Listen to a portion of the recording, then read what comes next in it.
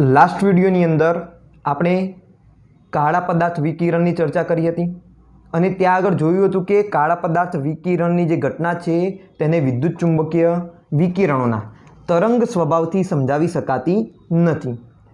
તો પછી આ જે ઘટના છે કાળા પદાર્થ વિકિરણની એને કેવી રીતે સમજવી, તો તેને સમજાવવા માટે 1900ની સાલની આસપાસમાં પ્લાન્કે એક થિયરી રજૂ કરી, વૈજ્ઞાનિક પ્લાન્ક।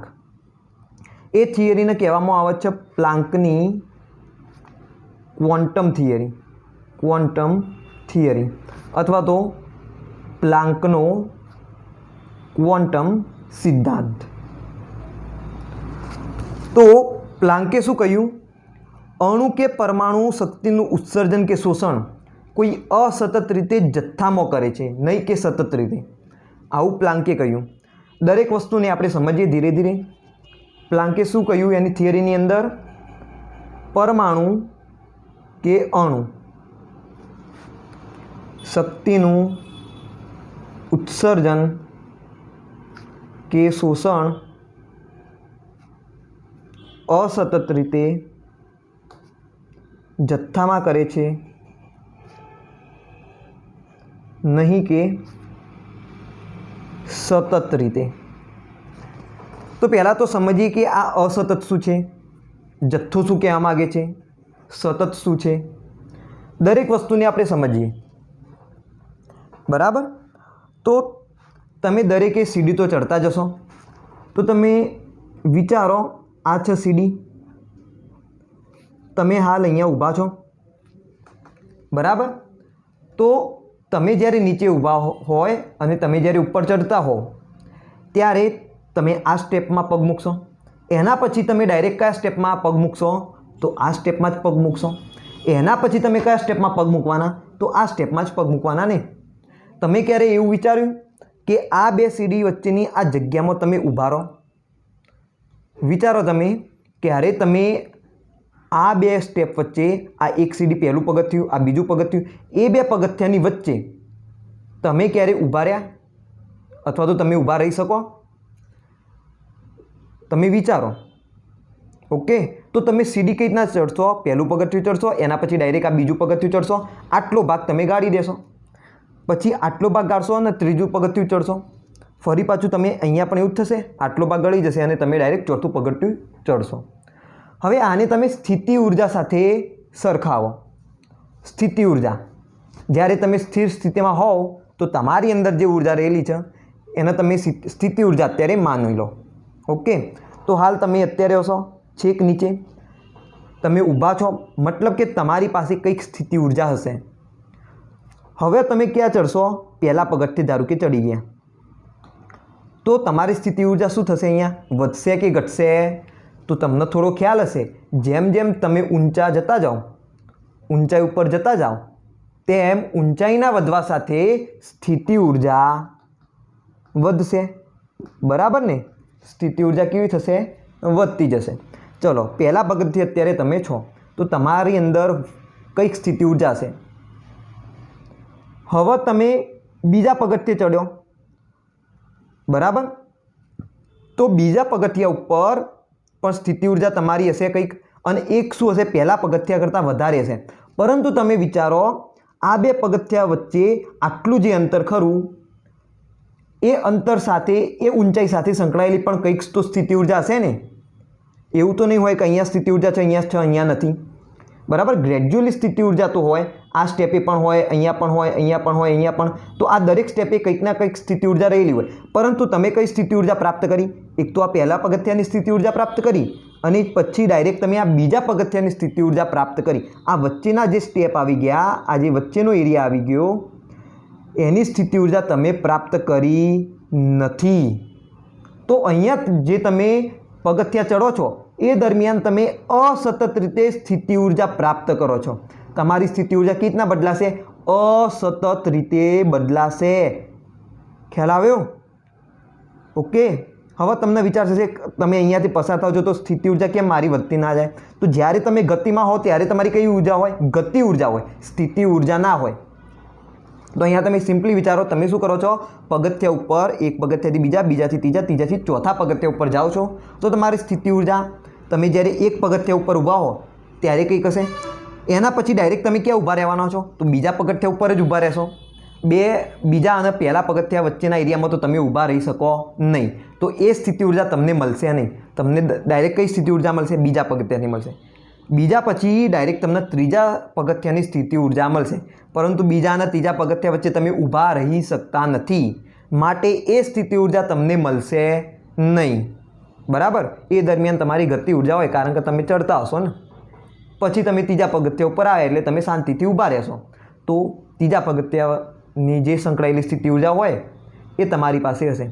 तो कहेवानो मतलब तमे समजो, अहींया जेम जेम तमे पगथिया चढ़ो छो तो तमने स्थिति ऊर्जा सळंग नथी मळती, आनी कंईक मळे, आटली स्थिति ऊर्जा गळी जाए, पछी डायरेक्ट आ स्टेपनी मळे, पछी आटली स्थिति ऊर्जा गळी जाए छे, पछी तमने डायरेक्ट आ स्टेपनी मळे छे स्थिति ऊर्जा। मतलब कि आ जे तमने स्थिति ऊर्जा मळी ए केवी मळी, असतत रीते मळी। तमे ए रीते समजी शको। चलो बीजुं उदाहरण आपूं, तमे नळने जुओ। बराबर, पाणीनी जे चकली होय नळ, तो एमांथी धारो के पाणी आवतुं होय, अहींयाथी पाणी आवतुं छे, धीरे धीरे टीम्पाथी आवतुं होय तो एक टीम्पू पड़े, थोड़ो समय जाए, पछी बीजू टीम्पू पड़े, थोड़ो समय जशे, पछी त्रीजू टीम्पू पड़े, पछी थोड़ो समय जाए एना पछी कयुं चौथुं टीम्पू पड़े। मतलब कि आ जे टीम्पू पड़े छे ए असतत रीते टीम्पू पड़े छे तेम कही शकाय। हवे तमे आ नळने शुं करी दो, फूल चालू करी दो। तमे नळने शुं करी दो, फूल चालू करी दो, तो शुं थशे, डायरेक्ट पाणीनो आखो प्रवाह ज आवशे। तो आ जे पाणीनो प्रवाह आव्यो एने तमे सतत रीते प्रवाह वहे छे तेम कही शको। तो सतत अने असतत आने कहेवाय। ख्याल आव्यो? तमे संख्याथी पण समजी शको।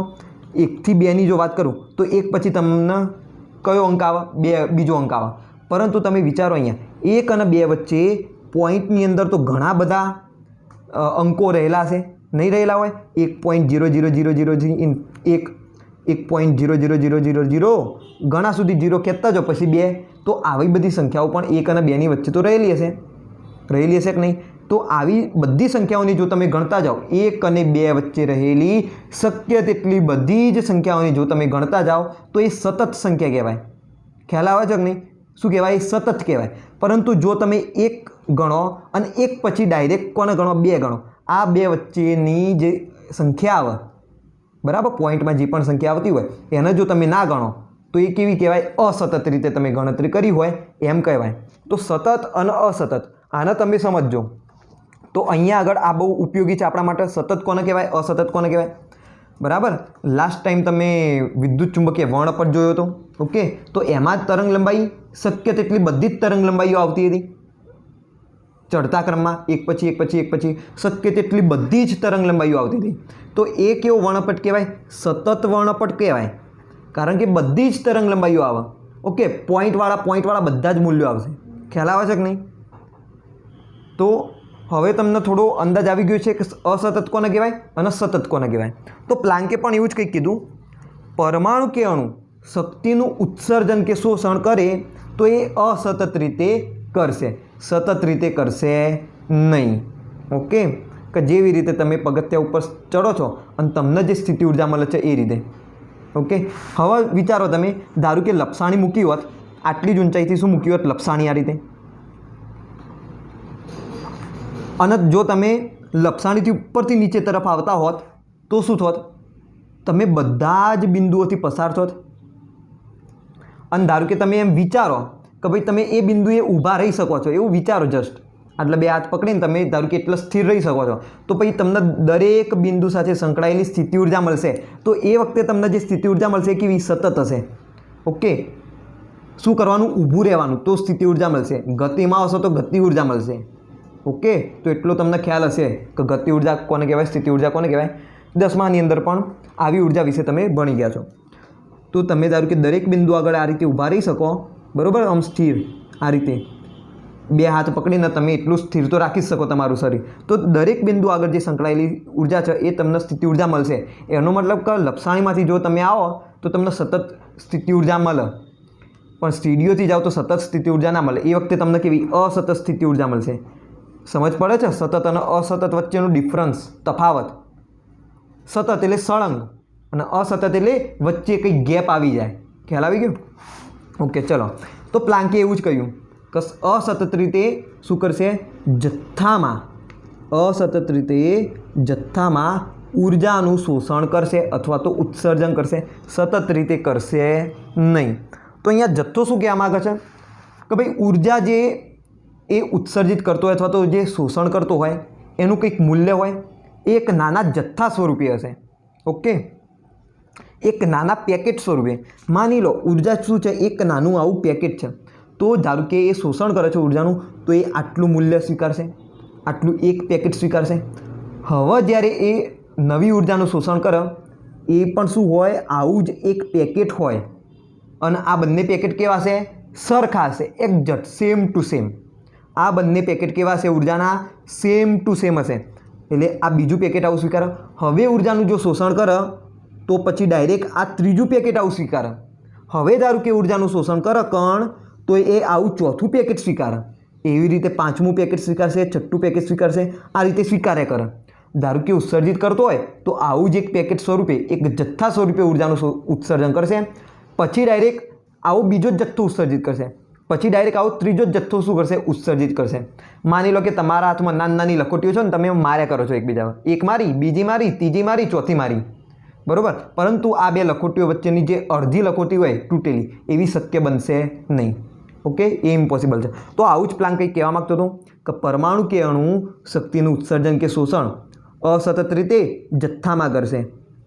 બરાબર? આવો નાનો જથ્થો, આ એક જથ્થો થઈ ગયો, આ બીજો જથ્થો થઈ ગયો, આ ત્રીજો થઈ ગયો, આ ચોથો થઈ ગયો, આ પાંચમો, છઠ્ઠો, સાતમો, એ રીતે આવો પેકેટ સ્વરૂપે એક જથ્થા સ્વરૂપે શું કરે?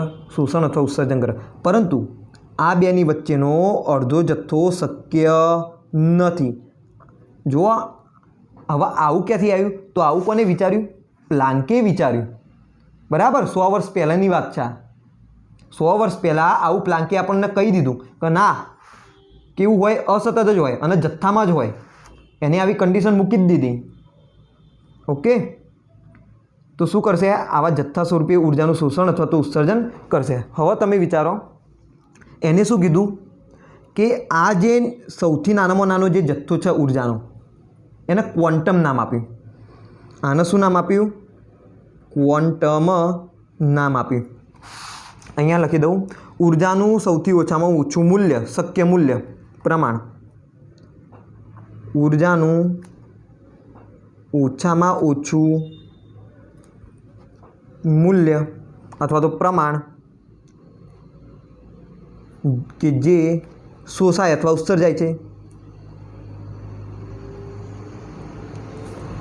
તેને ક્વોન્ટમ નામ આપ્યું. શું નામ આપ્યું? પ્લાન્કે ક્વોન્ટમ નામ આપ્યું. તો અહીંયા ક્વોન્ટમ શબ્દ શું હોય? ક્વોન્ટમનો ઇંગ્લિશમાં, ક્વોન્ટમ શબ્દ ઇંગ્લિશ છે, પરંતુ એનો મતલબ એવો થાય નાનો કણ. બરાબર? એનો મતલબ આવા સિમિલર શબ્દ જેવો થાય, નાના કણ જેવો થાય. ક્વોન્ટમ એ જસ્ટ ફક્ત એક નામ જ છે, એક શબ્દ છે. ઓકે, અને ક્વોન્ટમનો અર્થ શું થાય? એક નાનો કણ. તો બસ એવું જ કીધું કે ભાઈ જે ઉર્જાનું ઓછામાં ઓછું મૂલ્ય હશે એ કેવું હશે? એક નાનો કણ તરીકે આપણે એને સ્વીકારી લીધો. કેમ કે જથ્થો તરીકે અહીંયા લીધો ને એક પેકેટ, તો આ એક પેકેટને શું કીધું? એને ક્વોન્ટમ કહી દીધું. ખ્યાલ આવી ગયો? તો આ શું થઈ ગયું? એક ક્વોન્ટમ. બરાબર? અને એ શું હશે? તો જે પણ ઉર્જા છે એમનું ઓછામાં ઓછું મૂલ્ય છે. ઓકે, ઉર્જાનું કેવું હશે? ઓછામાં ઓછું નાનું મૂલ્ય છે. હવે એ મૂલ્ય ગમે તે હોઈ શકે. માની લો કે 1 જૂલ પણ હોઈ શકે, 2 જૂલ પણ હોઈ શકે, 1.1 જૂલ પણ હોઈ શકે, 3 જૂલ પણ હોઈ શકે, 0.3 જૂલ પણ હોઈ શકે. એટલે કે ઉર્જા ગમે તે મૂલ્યની હોઈ શકે, એનું પ્રમાણ ગમે તે હોઈ શકે. પરંતુ આપેલી જે આખી ઉર્જા છે એની અંદર આપણે જે જથ્થો સ્વીકાર્યો કે ભાઈ નાનું એક પેકેટ છે, એ પેકેટની ઉર્જા કેટલી? તો 1 જૂલ જેટલી. હવે ધારો કે માની લો કે આની ઉર્જા કેટલી છે? અત્યારે 1 જૂલ છે. એક્ઝામ્પલ તરીકે મેં લીધું છે. Okay, 1 joule. ધારો કે બીજું પેકેટ હોય તો એ પણ સિમિલર આના જેવું જ હોય, તો એની ઉર્જા કેટલી હશે? 1 જૂલ જ હશે. આવું ધારો કે ત્રીજું પેકેટ હોય તો એની ઉર્જા પણ કેટલી હોય? 1 જૂલ જ હોય. અને જો આવું ચોથું પેકેટ તમે લો તો એની ઉર્જા પણ 1 જૂલ જ હોય. પાંચમું પેકેટ લો તો એની ઉર્જા પણ 1 જૂલ જ હોય. મતલબ અહીંયા જે નાના નાના કણો એને જે ક્વોન્ટમ કીધા એ ક્વોન્ટમ બધા કેવા સરખા એક જેવા ક્લોન સેમ ટુ સેમ શું કીધું એને આવા જે નાના નાના કણો છે એને ક્વોન્ટમ કીધું એ ક્વોન્ટમ કેવા સેમ ટુ સેમ એક્ઝેક્ટ ભાઈ આની ઉર્જા 1 જૂલ હોય તો આની ઉર્જા 1 જૂલ જ હોય આની ઉર્જા 1 જૂલ જ હોય આની ઉર્જા 5 જૂલ હોય તો આની ઉર્જા 5 જૂલ જ હોય આની ઉર્જા 5 જૂલ જ હોય આની ઉર્જા 5 જૂલ હોય બરાબર ખ્યાલ આવ્યો તો આ શું થઈ ગયું એક ક્વોન્ટમ થઈ ગયા આ શું હોય એક ક્વોન્ટમ એક નાનો કણ બસ જસ્ટ નાનો કણ માની લો કે હું આના નાનો કણ કહી દઉં તમને અને આની ઉર્જા હું લઈ લઉં 1 જૂલ તો બીજો આવો જે કણ હશે બીજો જથ્થો હશે એ શું હશે આના જેવો જ હશે અને એની ઉર્જા પણ શું હશે 1 જૂલ હશે તો હવે વિચારો હવે ધારો કે કણ શું કરે છે આ 1 જૂલ જેટલી ઉર્જા અત્યારે સ્વીકારે કેમ કે અણુ અથવા તો પરમાણુ એ કયા સ્વરૂપે ઉર્જાનું શોષણ અથવા ઉત્સર્જન કરે એક જથ્થા સ્વરૂપે કરે ને તો પહેલાં આ એક જથ્થો સ્વીકારશે બરાબર હજુ એ ધારો કે શોષણ કરે તો આવું બીજો જથ્થો સ્વીકારે હજુ એ શોષણ કરે તો આવો ત્રીજો જથ્થો સ્વીકારે ચલો તો પહેલાં 1 જૂલ સ્વીકારી હવે ધારો કે સ્વીકારે તો આ એક આવો આખો એક જથ્થો સ્વીકારશે પેકેટ સ્વીકારે આખું એક તો ફરીથી 1 જૂલ સ્વીકારે તો તમે વિચારો ટોટલ કેટલી ઉર્જા સ્વીકારી અને 2 જૂલ ઉર્જા સ્વીકારી પરંતુ પહેલાં 1 જૂલ સ્વીકારી પછી 1 જૂલ સ્વીકારી એટલે કે 2 જૂલ થઈ પરંતુ અહીંયા તમે વિચારો 1.5 જૂલ ઉર્જા એની શક્ય થશે 1.5 જૂલ ઉર્જા એ સ્વીકારી શકશે 1.5 જૂલ ઉર્જાનું એ શોષણ કરી શકશે તો નહીં કરી શકે કેમ કારણ કે 1 જૂલ સ્વીકારશે અને 1 જૂલ પછી ડાયરેક્ટ 1 જૂલ જ સ્વીકારશે એટલે કે ટોટલ તો 2 જૂલ થઈ ગઈ એટલે કે 1 જૂલ થશે 2 જૂલ થશે એવી રીતે ધારો કે આ ત્રીજો જથ્થો એને સ્વીકાર્યો ઓકે તો ફરી પાછું એને 1 જૂલ સ્વીકાર્યો અહીંયા સારી રીતે ડ્રો કરું તમને એટલે વધારે સારી ખબર પડે ધારો કે આ શું થઈ ગયા એક ક્વોન્ટમ થઈ ગયા હવે જરૂરી ના હોય એક ક્વોન્ટમ હોય ઘણા બધા ક્વોન્ટમ હોય ઓકે ઉર્જા તો ઘણી બધી હશે ને ક્વોન્ટમ ઘણા બધા હશે તો આવા નાના નાના પેકેટો ઘણા બધા થયા દરેકની 1 જૂલ ઉર્જા 1 બરાબર હવે તમે વિચારો આ 1 જૂલનો એને સ્વીકાર કર્યો ઓકે તો એની ઉર્જા કેટલી થઈ 1 જૂલ થઈ પછી ફરી પાછું 1 જૂલનું આ સ્વીકાર કરશે તો ટોટલ ઉર્જા કેટલી થઈ ગઈ 2 જૂલ થઈ ગઈ કણની આ રીતના ત્રીજો ક્વોન્ટમ આ રીતે 1 જૂલનો સ્વીકારશે ટોટલ ઉર્જા કેટલી થઈ ગઈ 3 જૂલ થઈ ગઈ ને આવી રીતે ચોથો ક્વોન્ટમ સ્વીકારે અથવા તો પેકેટ બોલો ચલો અત્યારે જસ્ટ તમને સમજ પડે એટલે હું બોલું પેકેટ એક પેકેટ સ્વીકારે પછી બીજું સ્વીકારે પછી ત્રીજું સ્વીકારે પરંતુ તમને ખ્યાલ છે કે ભાઈ પેકેટને તમે તોડી શકો નહીં પ્લાન્કે કહી દીધું પેકેટને તોડવાનું નહીં ઓકે પેકેટ એમને એમ જ રહે પેકેટને તોડવાનું નહીં તમારે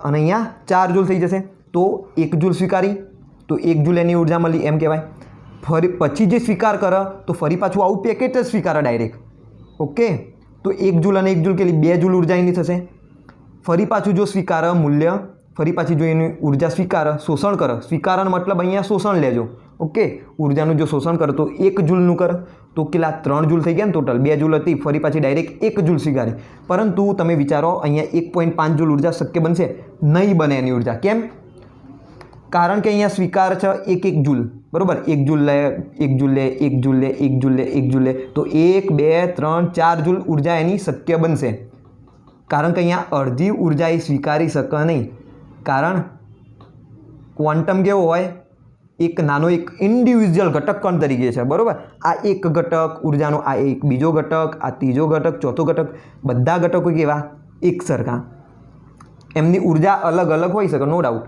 મતલબ એટલે કે ઉર્જાનું આખું મૂલ્ય અલગ હોઈ શકે પરંતુ દરેક જે ઘટક હોય એ કેવો હશે સરખો હશે ઓકે 1 જૂલ 1 જૂલ 1 જૂલ જો બધા ઘટકની વાત કરતા હોય તો બધા ઘટકની ઉર્જા કેવી હોય સરખી હોય ઓકે પરંતુ એવું નહીં કે 1 જૂલ જ હોય દર વખતે આ 1.5 જૂલે હોય પરંતુ જુઓ 1.5 જૂલ આ હોય તો 1.5 જૂલ આ પણ હોય તમે અહીંયા એ વસ્તુ સમજો હું શું કહેવા માગું છું ઉર્જા અલગ અલગ દરેક એક ક્વોન્ટમની ઉર્જા અલગ અલગ હોઈ શકે બરાબર ક્વોન્ટમની ઉર્જા એ કોના ઉપર આધાર રાખતો એ આવૃત્તિ ઉપર આગળ આપણે ચર્ચા કરીશું આવૃત્તિ ઉપર આધાર રાખે ઉર્જા ઓકે આગળ આપણે ચર્ચા કરીશું પરંતુ જ્યારે જે ક્વોન્ટમ હોય જે ઘણા બધા ક્વોન્ટમ હોય એ બધા કેવા હોય એક સરખા હોય માની લો તમારી જોડે શું અત્યારે એક કાકડી જેવું છે તમે ઘરે વેલણિયું ખાધેલું હશે ઓકે વેલણિયું ઓકે તો વેલણિયાને તમે શું કરી દો આ રીતના સરખા ભાગની અંદર કાપી દો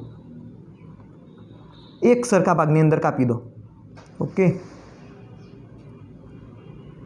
तो तमने कंईक आवा आवा टुकड़ा मळशे। हवे तमे विचारो कि वेलणियाना आवा ज टुकड़ा शक्य बने, आनाथी ना अर्धो टुकड़ो शक्य बने, ना आनाथी डबल गणो टुकड़ो शक्य बने, मात्र आटला आटला टुकड़ा ज शक्य बने। तो आना आ एक टुकड़ाने तमे शुं कहेशो? क्वोंटम कहेशो। ओके, तो आ टुकड़ो जेवो छे एवो ज बीजो शुं हशे? आ टुकड़ो हशे। एवो टुकड़ो शुं हशे? आ टुकड़ो हशे। एटले के आ जे क्वोंटम रह्या 1 2 3 4 5 6 7 8 आ जे दर्शावेला छे ए बधा सरखा हशे, एमनी बधानी ऊर्जा केवी हशे? सरखी ज हशे। आ 1 जूल होय तो आ पण शुं होय? 1 जूल होय। आ 1 जूल होय तो आ पण केवुं होय? 1 जूल ज होय। परंतु दर वखते जरूरी ना होय क्वोंटमोनी ऊर्जा 1 जूल ज होय। 1.5 जूल पण होई शके, बरोबर। आनी ऊर्जा 1.5 जूल होई शके। आनी ऊर्जा, आनी जो ऊर्जा 1.5 लईए तो स्वाभाविक वस्तु छे, आ बधानी ऊर्जा पण केटली हशे? 1.5 जूल हशे।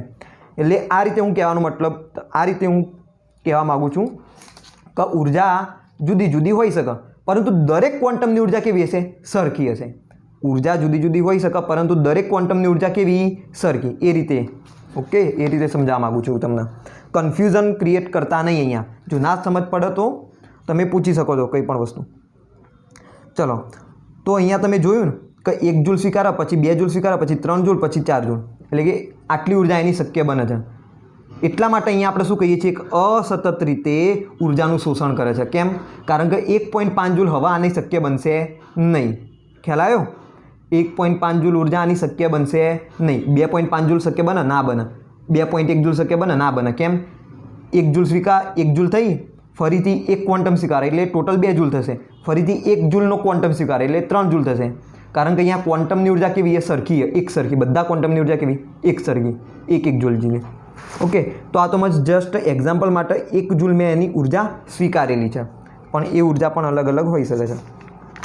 ચલો, અહીંયા પ્લાન્કે શું કીધું કે જે આ ઊર્જા હોય એ ઊર્જા એ આવૃત્તિના સમપ્રમાણમાં હોય। ઊર્જા આવૃત્તિના સમપ્રમાણમાં હોય, એટલે કે ઊર્જાને તમે એનર્જીનો E વડે દર્શાવો છો, आवृत्तिने તમે ન્યુ વડે દર્શાવો તો તમે લખી શકો E પ્રોપોર્શનલ ટુ ન્યુ, એટલે કે E ચલે છે ન્યુ। આ શું ચલે છે? ચલે છેનો મતલબ કે આ ક્વોન્ટિટી, આ જે ઘટક કહેવાય, ઘટક નામ આપી દઉં, આ જે ઘટક છે આના ઉપર આધાર રાખતો હોય, આ વધે તો આ વધશે, કારણ સમપ્રમાણમાં ચલે છે। આ 2 ગણો થાય તો આ 2 ગણો થાય, આ 3 ગણો થાય તો આ 3 ગણો થાય। ઓકે, તો એકબીજા ઉપર શું કરે છે? આધાર રાખે છે, એટલા માટે અહીંયા શું ચલે છે નિશાની લગાવેલી છે। હવે તમે જો આ સમપ્રમાણતા હટાવી દો તો શું આવશે? બરાબર આવશે, પરંતુ E બરાબર ન્યુ થશે નહીં। અહીંયા કંઈક અચળાંક આવશે, એ અચળાંક છે H। તો E is equal to H new. આવું પ્લાન્કે એક સૂત્ર આપ્યું, જ્યાં H E શું હોય? ઉર્જા, ન્યુ શું હોય? આવૃત્તિ। જ્યાં E તો તમને ખબર પડી ઉર્જા, આ આવૃત્તિ, અને જે H છે એને કહેવાય છે પ્લાન્કનો અચળાંક। શું કહેવાય છે? H ને પ્લાન્કનો અચળાંક કહેવાય છે। પ્લાન્કનો અચળાંક એનું મૂલ્ય પણ છે 6.626 ગુણ્યા 10⁻34 ઘાત। એનો એકમ કયો થશે? E બરાબર H ન્યુ છે, H ને કરતા બનાવો તો E ભાગ્યા ન્યુ થાય। E એટલે ઉર્જા, ઉર્જાનો એકમ કયો? જૂલ, ભાગ્યા ન્યુનો એકમ 1/સેકન્ડ, તો છેદનો છેદ અંશમાં જાય તો જૂલ સેકન્ડ થઈ જાય। તો પ્લાન્કનો અચળાંક છે એનો એકમ જૂલ સેકન્ડ છે। તો આ વસ્તુ તમારે યાદ રાખવાની, અગત્યનું મૂલ્ય છે આ H। H બરાબર 6.626 ગુણ્યા 10⁻34 ઘાત જૂલ ઇન્ટુ સેકન્ડ। ઘણા બધા દાખલાની અંદર હવેથી આ Hની આપણને જરૂર પડવાની છે, દરેક જગ્યાએ આ H આવશે। હવે પછીના દરેક સૂત્રની અંદર આ H આવશે ને આવશે જ। ઓકે, હવેથી આ સર્વત્ર બની જશે આપણા માટે બધું જ। એટલે આ વસ્તુ યાદ રાખજો તમે। H ને શું કહેવાય? પ્લાન્કનો અચળાંક કહેવાય, અને H બરાબર શું થાય? 6.626 ગુણ્યા 10⁻34 ઘાત જૂલ ઇન્ટુ સેકન્ડ। ઓકે, તો આ શું મળ્યું? E બરાબર H ન્યુ મળ્યા। તો હવે તમે સમજો, આ જે આવૃત્તિ હશે એ આવૃત્તિના સંલગ્ન શું હશે? ક્વોન્ટમની ઊર્જા હશે। આ કોની? આ એક પેકેટની ઊર્જા થઈ, એક પેકેટની ઊર્જા થઈ। ઓકે, હવે પેકેટના પ્લાન્કે શું નામ આપ્યું હતું? ક્વોન્ટમ નામ આપ્યું હતું. તો આ ઉર્જા કોની થઈ? એક ક્વોન્ટમની ઉર્જા થઈ, h ન્યુ જેટલી. ઓકે, હવે ઉર્જા કોના ઉપર આધાર રાખશે? આવૃત્તિ ઉપર આધાર રાખશે. હવે તમને ખબર કે ભાઈ આવૃત્તિ તો ઘણી બધી છે, બરાબર. 10⁻⁴ હર્ટ્ઝ જે હોય, 10⁻³ હર્ટ્ઝ જે હોય, 1 × 10⁵ હર્ટ્ઝ જે હોય, 1.1 × 10⁵ હર્ટ્ઝ હોય. તો મતલબ આવૃત્તિ અલગ અલગ હશે અને એ આવૃત્તિને અનુરૂપ શું હશે? પછી ઉર્જા અલગ અલગ હોઈ શકે. એટલે ક્વોન્ટમની ઉર્જા આવૃત્તિ ઉપર આધાર રાખશે.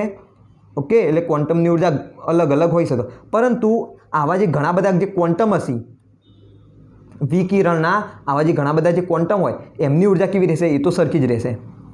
ઓકે, પણ બદલાશે કોના લીધે? આ ન્યૂના લીધે બદલાશે. તમે સમજો આ વસ્તુને.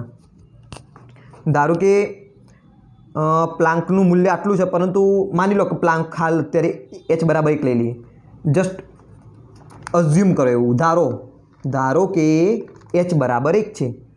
હોય ના, hનું મૂલ્ય આટલું જ હોય, પરંતુ હું તમને સમજાવવા લઉં છું. અને ન્યૂ હું લઈ લઉં 1 હર્ટ્ઝ. કેટલા લઈ લઉં? 1 હર્ટ્ઝ. તો E બરાબર કેટલા થાય? 1 જૂલ થાય ને, બરાબર. મેં શું લઈ લીધા? h = 1 લઈ લીધા, ન્યૂ = 1 લઈ લીધા. આ શું? કાલ્પનિક. હકીકતમાં આવું શક્ય નથી, કાલ્પનિક. તો E ક્વોન્ટમ કેટલા થશે? 1 થશે. hની જગ્યાએ 1 મૂકો, ન્યૂની જગ્યાએ 1 મૂકો અને જૂલ. તો E બરાબર શું આવ્યા? 1 જૂલ આવ્યા. મતલબ કે એક ક્વોન્ટમનું મૂલ્ય કેટલું છે? 1 જૂલ છે. આવા ઘણા બધા ક્વોન્ટમ હશે અને બધાનું મૂલ્ય પણ કેટલું હશે? 1 જૂલ જ હશે. કારણ કે ધારો કે આ એક ક્વોન્ટમ છે, એનું મૂલ્ય આટલું છે. ધારો કે હું આ બીજો ક્વોન્ટમ લઉં તો એનું પણ હું કેવી ના શોધો? E બરાબર hની ઉપરથી શોધો. h કેટલા હતા? 1. ન્યૂ કેટલા હતા? 1. તો E બરાબર કેટલા આવ્યા? 1 જૂલ જ આવ્યા ને. આવું તમે ત્રીજું ક્વોન્ટમ પણ લઈ શકો. હવે ત્રીજા ક્વોન્ટમ માટે પણ તમે E બરાબર hનું સૂત્ર જ વાપરશો. હવે આવૃત્તિ તો અહીંયા સરખી જ રહેવાની ને દરેક ક્વોન્ટમ માટે. તો ઉર્જા પણ અહીંયા કેવી રહેશે? સરખી રહેશે. 1 જૂલ જૂલ જૂલ. તો અહીંયા એટલા માટે દરેક ક્વોન્ટમની ઉર્જા કેવી હોય? સરખી હોય. કોના ઉપર આધાર રાખે? ન્યૂ ઉપર આધાર રાખે. આવૃત્તિ બદલાય તો ઉર્જા બદલાય. ઓકે, તો અહીંયા આવું થશે કે જ્યારે પણ કોઈ કણ ઉર્જાનું શોષણ અથવા ઉત્સર્જન કરશે તો એ ક્વોન્ટમના સ્વરૂપે કરશે, બરાબર. એક કણ લે, બીજો કણ લે, ત્રીજો કણ લે, બરાબર. અને ધારો કે ઉત્સર્જન કરે તો પણ એક કણનું ઉત્સર્જન કરે, એટલે કે એક ક્વોન્ટમનું ઉત્સર્જન કરે, બીજા ક્વોન્ટમનું ઉત્સર્જન, ત્રીજા ક્વોન્ટમનું ઉત્સર્જન કરે. એટલે કે અસતત રીતે અહીંયા ઉર્જાનું વિતરણ થઈ ગયું. ઉર્જાનું વિતરણ કેવું થઈ ગયું? અસતત રીતે થઈ ગયું. થઈ ગયું કે નહીં? ઓકે, તો આ અસતત શબ્દ વિશે તમે સમજી ગયા, સતત શબ્દ વિશે સમજી ગયા, તમે જથ્થા વિશે પણ સમજી ગયા, ક્વોન્ટમ વિશે પણ સમજી ગયા. હવે તમે જુઓ, અહીંયા આપણે ઘણા બધા ક્વોન્ટમ લીધા. ઓકે, તો જે ક્વોન્ટમ એનું બહુવચન ક્વોન્ટમો ના થાય, એનું બહુવચન ક્વોન્ટા થાય. તો આ વસ્તુ એક યાદ રાખજો. ક્વોન્ટમ એટલે એક વચન, બરાબર. એક કણ એટલે એને ક્વોન્ટમ નામ આપ્યું. પરંતુ જો ઘણા બધા ક્વોન્ટમ હોય તો એના આપણે કહીએ છીએ ક્વોન્ટા. ઓકે, આ શું હોય? બહુવચન. તો આ વસ્તુ યાદ રાખજો. એટલે કે E બરાબર, એટલે E ક્વોન્ટા મારે જો લખવા હોય તો હું કેવી રીતના લખી શકું? hનું. ના, હવે તો હું ઘણા બધા ક્વોન્ટમની વાત કરું ને, બરાબર. માની લો કે અહીંયા આગળ n ક્વોન્ટમ છે. કેટલા? n ક્વોન્ટમ છે. શું છે? ક્વોન્ટમની સંખ્યા કેટલી છે? n જેટલી છે. તો પછી એક ક્વોન્ટમની ઉર્જા hનું હોય, એક ક્વોન્ટમની ઉર્જા hનું હોય તો n ક્વોન્ટમની ઉર્જા કેટલી થાય? n hનું જેટલી થાય કે ના થાય? તો અહીંયા આગળ શું આવી જાય? n આવી જાય. તો આ તમને સૂત્ર શું મળ્યું? E ક્વોન્ટાનું સૂત્ર મળ્યું, બરાબર. ખ્યાલ આવી ગયો? તો E ક્વોન્ટાનું સૂત્ર કયું થશે? NHનું. એટલે કે આપેલી ઉર્જાનું મૂલ્ય કેટલું હોય? NHનું જેટલું હોય. પરંતુ એની અંદર રહેલો જે એક નાનો કણ છે, એક નાનો ક્વોન્ટમ છે, એનું મૂલ્ય કેટલું થાય? hનું જેટલું થાય. સમજી ગયા? ઓકે, હવે જુઓ અહીંયા આપણે વિદ્યુતચુંબકીય વિકિરણની જો વાત કરીએ, જેમ કે પ્રકાશનું કિરણની આપણે વાત લઈએ તો પ્રકાશ એ પણ એક વિદ્યુતચુંબકીય વિકિરણ જ છે. તો જે આ પ્રકાશ ખરો ને, આ પ્રકાશની અંદર પણ એનો એક નાનો કણ હશે. ઓકે, હશે કે નહીં હોય? અને એની ઉર્જા કેટલી હોય? તો hની જેટલી હોય.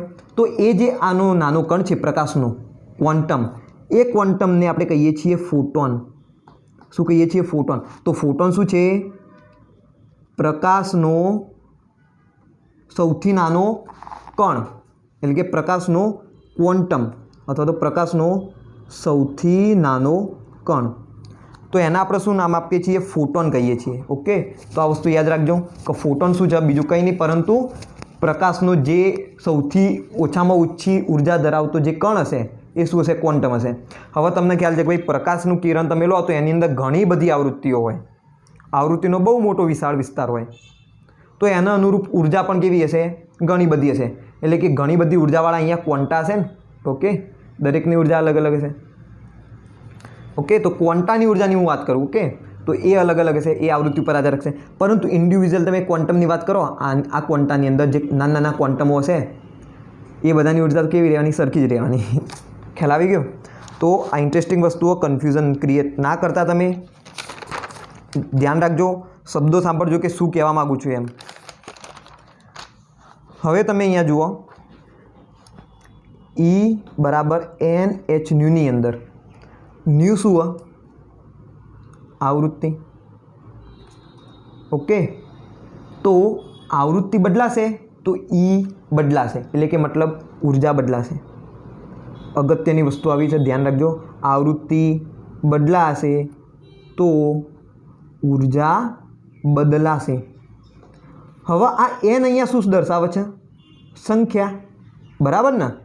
ક્વોન્ટમની સંખ્યા દર્શાવે છે.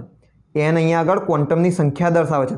એનો મતલબ એ તીવ્રતાની રિપ્રેઝન્ટ કરે છે. n શું દર્શાવે છે? તીવ્રતા. n અહીંયા તીવ્રતા દર્શાવે છે. તો અહીંયા આગળ સમજો તમે તીવ્રતા વસ્તુ શું? તો ક્વોન્ટમોની સંખ્યા છે. સોરી, ક્વોન્ટમો શબ્દ નહીં બોલે, ક્વોન્ટમની સંખ્યા છે. Okay, quanta. n શું છે? તીવ્રતા. તીવ્રતા શું દર્શાવે? આટલા જે નાના નાના પેકેટ હશે, જે નાના નાના ક્વોન્ટમ છે એમની સંખ્યા દર્શાવે છે. વધુ તીવ્રતાનો મતલબ શું થયા? વધુ પેકેટ. વધુ તીવ્રતા એટલે વધુ પેકેટ. પેકેટ એટલે ક્વોન્ટમ.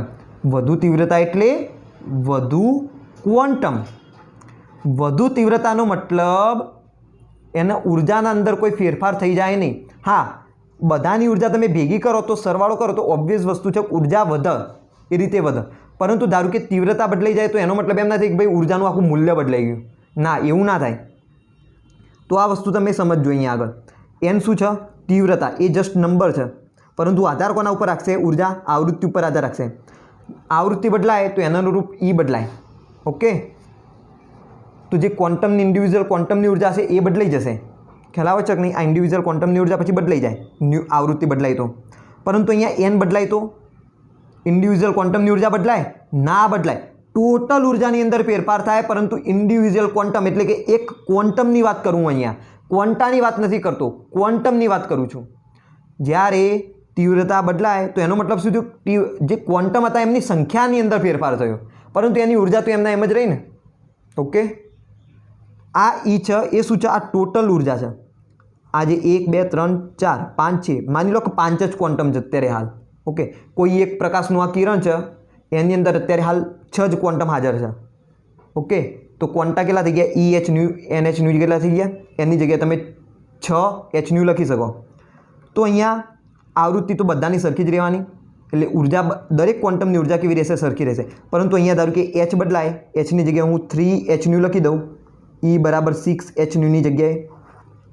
તો અહીંયા સંખ્યા બદલાણી ક્વોન્ટમની, પરંતુ એની અંદર જે આવૃત્તિ હતી ઇન્ડિવિજ્યુઅલ ક્વોન્ટમની જે ઉર્જા હતી એ બદલાશે નહીં. ધારો કે આ 1 જૂલનો ક્વોન્ટમ, આ 1 જૂલનો, આ 1 જૂલનો છે, તો 1 જૂલનો જ રહેશે. બસ સંખ્યા અડધી થઈ જશે, બસ એટલો જ ફેર. કુલ ઉર્જાની અંદર તમે ફેરફાર થાય છે એમ તમે માની શકો, પરંતુ ઇન્ડિવિજ્યુઅલ વ્યક્તિગત એક ક્વોન્ટમની ઉર્જામાં કોઈ ફેરફાર થાય નહીં. તો આ વસ્તુ એક ખૂબ જ અગત્યની વસ્તુ છે. આના જ આધારે આપણે કોને સમજીશું? તો બ્લેક બોડીને પણ સમજીશું, અને આગળ જતાં આપણે ફોટો ઇલેક્ટ્રિક અસરને પણ આના આધારે જ સમજી શકીશું. તો આ વસ્તુ પર તમે ધ્યાન રાખજો. અહીંયા ન્યુ શું છે અને n શું છે? n એ તીવ્રતા છે. ઓકે, તો અહીંયા આગળ તમને બે ઉર્જા મળશે, એક આખા જથ્થાની મળશે અને એક નાના ભાગની મળશે. તો n બદલાય તો આ જથ્થાની ઉર્જામાં ફેરફાર થાય, પરંતુ આ નાના ભાગની ઉર્જામાં ફેરફાર થાય નહીં n બદલાય ત્યારે. તો બરાબર, આટલા ભાગને તમે હાલ ધ્યાનમાં ના લો, આટલા ભાગને લો. આ શું આખા જથ્થાની ઉર્જા, આ શું છે આખા જથ્થાની ઉર્જા. આખા જથ્થાની ઉર્જા બદલાય, n બદલાય તો, પરંતુ આ જે નાનો ભાગ રહ્યો, આ જે નાનો કણ રહ્યો એની ઉર્જામાં ફેરફાર થાય નહીં. હું આ કહેવા માગું છું તમને, તમે ધ્યાનથી સમજો. ઓકે, ખ્યાલ આવે છે કે નહીં? યસ, આપણે એને સમજી શકીએ. ચલો,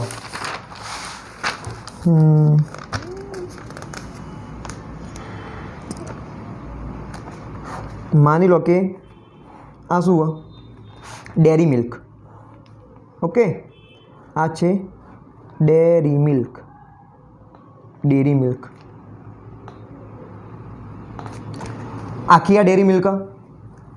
માની લો કે આપણે આનું વજન લઈએ. આ કેટલી? 1 ગ્રામની. આ 1 ગ્રામ, આ 1 ગ્રામ, આ 1 ગ્રામ. બહુ વજન વધારે છે. 1 ગ્રામ, 1 ગ્રામ, 1 ગ્રામ, 1 ગ્રામ અને 1 ગ્રામ. આ દરેક આ નાનો ટુકડો દર્શાવ્યો એ શું છે? 1 ગ્રામનો છે. ઓકે, દરેક નાનો ટુકડો છે એ 1 ગ્રામનો છે. આખી શું? ડેરી મિલ્કની પટ્ટી છે. તમે ખાધી છે ને ડેરી મિલ્ક? ઓકે, ના ખાધી તો ખાઈ લેજો અને જોઈ લેજો, એની અંદર આવા કટકા હશે. તો આખી ડેરી મિલ્કનું વજન કેટલું થયું? આખી ડેરી મિલ્કનું વજન કેટલું થયું? 1 2 3 4 5 6 7 8 9 10 ગ્રામ થયું. પરંતુ એક ડેરી મિલ્કના ટુકડાનું વજન કેટલું થયું? 1 ગ્રામ થયું. ઓકે, ચલો, તો 5 ટુકડાનું વજન કેટલું થયું? હા, 5 ટુકડાનું વજન 5 ગ્રામ થયું. માની લો કે આટલો જ ટુકડો છે, તો એટલા ટુકડાનું વજન, ચલો નાની કરી દીધી. ઓકે, પણ વજનમાં કોઈ ફેરફાર નહીં થાય એવું ના વિચારતા. અહીંયા સાહેબ ચમ બદલી નાખ્યું કદ, એવું વિચારતા નહીં. આ 1 ગ્રામ છે, આ 1 ગ્રામ છે, આ 1 ગ્રામ છે, આ પણ 1 ગ્રામ, આ પણ 1 1 1 1 અને 1. ચલો અડધી કરી નાખી, અહીંયાથી કાપી નાખ્યું. બરાબર, બીજું કંઈ નહીં કર્યું. તો આ 5 ટુકડાનું વજન કેટલું થયું? 5 ગ્રામ થયું. પરંતુ તમે જુઓ, આ જે નાનો ભાગ હતો એનું વજન કેટલું રહ્યું? 1 ગ્રામ જ રહ્યું. તો બસ હું અહીંયા આ જ કહેવા માગું છું. આ એક ડેરી મિલ્કનો જે ટુકડો છે એને શું નામ આપી દો તમે? ક્વોન્ટમ નામ આપી દો. તો અહીંયા ક્વોન્ટમની ઉર્જામાં ફેરફાર નથી થતો. અહીંયા 5 તમે શું કર્યું? આ સંખ્યા શું છે? તીવ્રતા. અહીંયા આગળની જે 10 સંખ્યા બતાવી એ શું છે? તીવ્રતા. પહેલાં તીવ્રતા કેટલી હતી? 10 હતી. પહેલાં તીવ્રતા 10 હતી. હવે તીવ્રતા કેટલી થઈ ગઈ? 5 થઈ ગઈ. પરંતુ ક્વોન્ટમની જે ઉર્જા હતી, જે ક્વોન્ટમનું દળ હતું એ બદલાયું નહીં. આ કાલ્પનિક ઉદાહરણ બતાવું. બરાબર, આને તમે કોના સાથે સાંકળો? ક્વોન્ટમ સાથે સાંકળો. એક ઉર્જાના કણ સ્વરૂપે ઉર્જા સાથે સાંકળી દો. આવા ગ્રામની જગ્યાએ તમે જૂલ લાવી દો તો તમે કહી શકો તીવ્રતા 10⁵ થઈ. પરંતુ જે ક્વોન્ટમની ઉર્જા હતી એ પહેલાં પણ 1 જૂલ હતી, હજુ પણ 1 જૂલ છે. હા, આખા જથ્થાની ઉર્જા બદલાઈ. આખા જથ્થાની ઉર્જા અહીંયા 10 જૂલ હતી, અહીંયા 5 જૂલ થઈ. પરંતુ ક્વોન્ટમની ઉર્જા બદલાઈ નહીં. એટલે કે ક્વોન્ટમની જ્યારે વાત કરતા હો તમે, E ક્વોન્ટમ બરાબર hν, તો એની ઉર્જા ક્યારે બદલાય? કે જ્યારે આવૃત્તિ બદલાય. ઓકે, તો આ અગત્યની બાબત છે. મારા ખ્યાલથી હવે તમને સમજ પડી ગઈ હશે. ચલો આગળ વાત કરીએ. તો બસ એને પ્લાન્કે આટલું સમજાવ્યું હતું ક્વોન્ટમની અંદર. હવે આનો આપણો ઉપયોગ કરીએ કે આગળ કાળા પદાર્થના વિકિરણને સમજવા માટે. કાળા પદાર્થ વિકિરણની સમજૂતી. ચલો હવે ક્વોન્ટમના આધારે આને સમજીએ. પહેલાં આપણે કોના આધારે સમજ્યા હતા? તરંગ લંબાઈના આધારે સમજ્યા હતા. ઓકે, સોરી, તરંગ લંબાઈ ક્યાં આગળ? મેક્સવેલના તરંગ સિદ્ધાંતના આધારે સમજ્યા હતા. તો મેક્સવેલનો તરંગ સિદ્ધાંત તો એમ કહેતો કે ભાઈ તરંગ લંબાઈ બદલાય નહીં, તાપમાન બદલાશે તો માત્ર તીવ્રતાની અંદર ફેરફાર થશે, આવૃત્તિ અને તરંગ લંબાઈની અંદર ફેરફાર થશે નહીં. આવું કોને કીધું? મેક્સવેલે કીધું. પણ એ તો ખોટો પડી ગયો. કેમ ખોટો પડ્યો? યાદ કરો, લાસ્ટ ટાઈમ તમે જ્યારે લોખંડના સળિયાને ગરમ કરો તો પહેલાં લાલ થાય, પછી પીળા જેવું થાય, પછી નારંગી જેવું સમથિંગ થાય, પછી સફેદ થાય, પછી બ્લુ કલર જેવું થાય. ઓકે, મતલબ કે આવૃત્તિ સતત બદલાતી રહેતી હતી, તાપમાન બદલાતું હતું તેમ. પરંતુ મેક્સવેલ પ્રમાણે ક્લાસિકલ મિકેનિક્સ પ્રમાણે અહીંયા એક વસ્તુ યાદ રાખો, જ્યારે ક્લાસિકલ મિકેનિક્સ શબ્દ આવે ત્યારે ત્યાં આગળ કયો સ્વભાવ લેવામાં આવે છે? તરંગ સ્વભાવ લેવામાં આવે છે. ઓકે. અને જ્યારે ક્વોન્ટમની વાત કરીએ ત્યારે કયો સ્વભાવ આવી જાય? કણ સ્વભાવ આવી જાય. કેમ? કારણ કે પ્લાન્કે કહ્યું ને, પ્લાન્કે આપણને કણ સ્વભાવ આપ્યો ને. ઓકે. એને શું ધારી દીધું કે ભાઈ એક ઇન્ડિવિજ્યુઅલ નાનો કણ છે, બધા કેવા નાના નાના કણ છે, ઇન્ડિવિજ્યુઅલ અલગ અલગ વ્યક્તિગત કણો, ક્વોન્ટમ. ઓકે. તો ક્લાસિકલ મિકેનિક્સની અંદર તરંગ સ્વભાવની વાત થાય, ક્વોન્ટમની અંદર આપણે કણ સ્વભાવની વાત કરીશું. ચલો, આ થોડું એક નાની સમજૂતી આપી, હજુ પણ ઘણું બધું થાય છે, આગળ ધીરે ધીરે આપણે સમજીશું. ચલો, કાળા પદાર્થ વિકિરણની સમજૂતીની વાત કરીએ તો અહીંયા શું થયું? ક્લાસિકલ મિકેનિક્સ નિષ્ફળ નીવડ્યું, સારી રીતે સમજૂતી આપી શક્યું નહીં, બંને ઉલટું આવતું. તમે ગ્રાફ પણ જોયો તો ગ્રાફ કેવો આવતો હતો? આ રીતે આવતો હતો ને, બરાબર. અને અહીંયા જો ક્લાસિકલ મિકેનિક્સનો ગ્રાફ દોરે ને તો એ કંઈક આવું આવે, મતલબ કે તીવ્રતા આ રીતે તમે જુઓ તો તીવ્રતા અનંત રીતે વધતી જ જાય તાપમાન વધતું, અને એની તરંગ લંબાઈમાં કોઈ ફેરફાર થાય નહીં, પરંતુ એ વસ્તુ ખોટી હતી. ચલો, એ જ ઘટનાને હવે આપણે આ સૂત્રથી સમજીએ. E = Nhν. આ સૂત્રના આધારે આપણે એને સમજીએ. તમે શું કરો છો? પદાર્થને ગરમ કરો છો. ગરમ કરવું એટલે કે તાપમાન આપો છો. તાપમાન આપો છો એનો મતલબ કે તમે ઉર્જા આપો છો. તો ઉર્જા કોને મળશે? પદાર્થને મળશે. પદાર્થને ઉર્જા મળે છે. ઓકે. હવે પદાર્થને ઉર્જા મળે એટલે કે એની ઉર્જા વધી. ઉર્જા વધી તો E = Nhν. આની અંદર આ બે કેવા? અચળ. તો E ∝ ν લખાય. મતલબ ઉર્જા વધે તો આવૃત્તિ વધે છે. ઉર્જા વધશે તો આવૃત્તિ વધે છે. ઉર્જા કેમ વધી? કારણ કે તાપમાન વધ્યું એટલા માટે તાપમાન વધે છે. ઓકે. તો બેઝિકલી તમે ડાયરેક્ટ સરખાવી શકો, તાપમાન વધે છે તેથી આવૃત્તિ વધે છે. ઓકે. હવે લોખંડના સળિયાનું ઉદાહરણ લો. પહેલાં કેવો થયો? લાલ થયો, પછી નારંગી જેવો પીળાશ પડતો થયો, એના પછી સફેદ જેવો થયો, એના પછી વાદળી રંગનો થયો. હવે તમે જુઓ, લાલ રંગની આવૃત્તિ વાદળી કરતાં ઓછી હોય, વાદળી કરતાં સરખામણી વાદળી અને લાલની. આની નારંગીની આવૃત્તિ લાલ કરતાં થોડી વધારે હોય, એના કરતાં સફેદની વધારે હોય, વાદળીની એનાથી વધારે હોય. મતલબ કે આવૃત્તિ વધે છે. આ હતું પ્રાયોગિક પરિણામ. પ્રાયોગિક પરિણામ કે જેને આપણે આંખથી જોયું. આ હતું થિયોરિટિકલ પરિણામ એટલે કે સૈદ્ધાંતિક પરિણામ. સૈદ્ધાંતિક પરિણામ પ્રમાણે તાપમાન વધે તેમ આવૃત્તિ વધે છે. ઓકે. પ્રાયોગિક પરિણામ પ્રમાણે તાપમાન જેમ જેમ તમે વધારો છો, તાપમાન વધે છે તેમ જેમ વધે છે તેમ આવૃત્તિ વધે છે. બંને સાબિત થઈ ગયા, બંને સાચા છે. જુઓ, બંને પરિણામો સૈદ્ધાંતિક અને પ્રાયોગિક બંને એકબીજાનો સપોર્ટ કરે છે. બંને સરખી વસ્તુ કહે છે, નથી કહેતા? અહીંયા પણ તાપમાન વધે તો આવૃત્તિ વધે છે, પ્રાયોગિક પરિણામમાં પણ તાપમાન વધે તેમ આવૃત્તિ વધે છે. એનો મતલબ કે પ્લાન્કે જે ક્વોન્ટમ થિયરી આપી આપણને, એના આપણે ઉપયોગ કરીને એનાથી સરળતાથી કાળા પદાર્થ વિકિરણની જે ઘટના છે એને સમજી શકીએ છીએ. ખ્યાલ આવે છે કે નહીં? કોઈ પણ પદાર્થ ગરમ થાય તો એ વિકિરણનું સર્જન કરે છે. જો એને સમજવું હોય સારી રીતે તો કઈ થિયરીનો ઉપયોગ કરી શકાય? નહીં. કઈ થિયરીનો ઉપયોગ કરવો પડે? પ્લાન્કની ક્વોન્ટમ થિયરીનો જ ઉપયોગ કરવો પડે. ઓકે. પ્લાન્કની ક્વોન્ટમ થિયરીનો જ ઉપયોગ કરવો પડે. તો અહીંયા આગળ તમે એમ કહી શકો છેલ્લે કે પ્લાન્કની ક્વોન્ટમ થિયરીના આધારે આપણે કાળા પદાર્થ વિકિરણની સમજૂતી સારી રીતે મેળવી શકીએ છીએ. પરંતુ અહીંયા આગળ તરંગ સિદ્ધાંત, વિદ્યુત ચુંબકીય વિકિરણોનો તરંગ સિદ્ધાંત એ ખોટો પડે છે. ઓકે.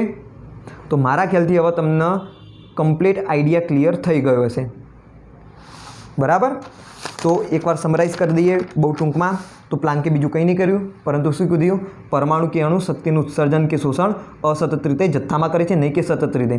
અસતત રીતે એટલે કે કેવા હશે? ભાઈ નાના કણુ સ્વરૂપે હશે. 1 જૂલ હોય તો 1 જૂલ, 1 જૂલ, 1 જૂલ, 1 જૂલ, બરાબર? વચ્ચેનું કોઈ મૂલ્ય શક્ય બને નહીં, બરાબર? ઉર્જા કેવી? 1 જૂલ થાય, 2 જૂલ થાય, 3 જૂલ થાય, 4 જૂલ થાય. જો આપણે એક ક્વોન્ટમની ઉર્જા 1 જૂલ લઈએ ત્યારે, એક ક્વોન્ટમની ઉર્જા 1 જૂલ લઈએ તો જથ્થાની ઉર્જા કેટલી? 1 joule, 2 joule, 3 joule, 4 joule, 5 joule શક્ય બનશે, પરંતુ 1.5 જૂલ શક્ય બને નહીં, વચ્ચેની ઉર્જા શક્ય બનશે નહીં. આવું એને કીધું. આપણે સતત અસતત અને જથ્થા વિશે પણ સમજી ગયા. એક જે નાનો કણ છે ઓછામાં ઓછી ઉર્જા ધરાવતો એને આપણે નામ આપ્યું ક્વોન્ટમ. આપણે નામ નહોતું આપ્યું, પ્લાન્કે આપ્યું હતું. ચલો, આવા ઘણા બધા ક્વોન્ટમ ભેગા થાય તો એના આપણે કહીએ છીએ ક્વોન્ટા. ક્વોન્ટમનું બહુવચન છે ક્વોન્ટા. ખ્યાલ આવી ગયો? આપણે સમીકરણની વાત કરીએ તો E બરાબર hν, એક ક્વોન્ટમની ઉર્જા. n ક્વોન્ટમ હોય તો એના માટે આપણે સમીકરણ વાપરીશું, સૂત્ર વાપરીશું E ક્વોન્ટા બરાબર nhν. n શું હોત? તીવ્રતા દર્શાવશે, સંખ્યા દર્શાવે ક્વોન્ટમની. ઓકે, ન્યુ શું છે? આવૃત્તિ. E શું છે? ઉર્જા. અને h શું? પ્લાન્કનો અચળાંક. એનું મૂલ્ય યાદ રાખજો, 6.626 × 10⁻34 જૂલ ઇન્ટુ સેકન્ડ. આગળ વાત કરીએ તો જસ્ટ આપણે એમની સમજૂતી મેળવી, કાળા પદાર્થની સમજૂતી મેળવી આપણે, અથવા તો કોઈ પણ તમે પદાર્થ લઈ લો. ઓકે, જેમ કે લોખંડનો સળિયો, તો એ ગરમ થાય તો એનો રંગ કેમ બદલાય છે એ આપણે શાંતિથી સરળતાથી સમજી શકીએ. ઓકે, બીજી વસ્તુ અહીંયા તીવ્રતાની વાત કરી લઈએ. ઓકે, અહીંયા શું થાય છે તમે જોયું, અહીંયા તીવ્રતા વધતી જાય. જેમ જેમ તાપમાન વધે છે તેમ તીવ્રતા વધતી જાય છે. તો તમે વિચારો, તાપમાન વધશે તો વધારે ને વધારે પ્રમાણમાં શું અહીંયા ઉર્જા ઉત્સર્જિત થાય છે? મતલબ કે વધારે ને વધારે પ્રમાણમાં ક્વોન્ટમ અહીંયા ઉત્સર્જિત થાય છે. હા, એમની આવૃત્તિ અલગ અલગ હશે, કેમ કે લાલથી નારંગી, નારંગીથી સફેદ એ બદલાતી રહે છે. મતલબ આવૃત્તિ પણ બદલાતી જાય છે, સાથે સાથે ક્વોન્ટમ પણ વધુ ઉત્સર્જિત થાય છે. અને ક્વોન્ટમ એટલે કે એનનું મૂલ્ય અહીંયા વધતું જતું છે. મતલબ કે તીવ્રતા વધતી જાય છે, ક્વોન્ટમ પણ વધતા જાય છે, એટલે કે ક્વોન્ટમની સંખ્યા પણ વધુ ઉત્સર્જિત થાય છે, એટલે કે તીવ્રતા વધતી જાય છે. ઓકે, તો બંને સરખા, બંને સમજાવે છે. કેમ આવૃત્તિ વધે છે એ પણ સમજાવે છે, અને કેમ સાથે સાથે તીવ્રતા વધે છે તે પણ સમજાવે છે. ઓકે, બાકીનું તમને ખ્યાલ છે કે આ જે ભાગ હોય કયો હોય? લાંબડા મેક્સ હોય, એટલે કે એ જે તરંગ લંબાઈ હશે એનું પ્રમાણ સૌથી વધારે હશે, એટલે જો દ્રશ્યમાન વિભાગની અંદર આવશે તો એ રંગ આપણને દેખાશે. જો દ્રશ્યમાન વિભાગ સિવાયના કલરમાં, દ્રશ્યમાન વિભાગ સિવાયના વિભાગમાં જો તરંગ લંબાઈ અથવા તો આવૃત્તિનું મૂલ્ય આવતું હોય તો એ આપણને દેખાય નહીં. એના માટે જો એને ઓબ્ઝર્વ કરવું હોય તો આપણે કોઈ પર્ટિક્યુલર સાધનનો ઉપયોગ કરવો પડે.